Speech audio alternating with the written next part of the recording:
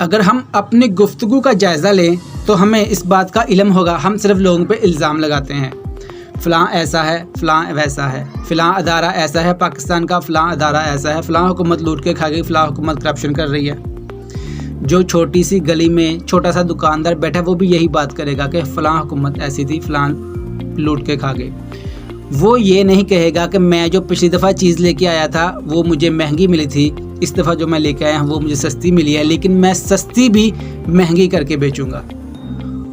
हर इंसान करप्शन करता है, जिसको जितना मौका मिलता है वो उतनी करप्शन करता है। अगर कोई बड़े लेवल पे है उसको लाखों करोड़ों की करप्शन करने का मौका मिलता है तो वो करता है। अगर कोई छोटे लेवल पे दुकानदार है जिसको 10, 20, 50, 100 की करप्शन करने का मौका मिलता है तो वो करता है। हमें अपने आप को देखना है, अपने आप को ठीक करना है, लोगों का ठेका नहीं लेना हमने कि वो क्या कर रहा है वो ठीक नहीं है। अपने आप को देखें, जब आप खुद ठीक हो जाएंगे तो आपको लगेगा कि पूरी दुनिया बहुत अच्छी है।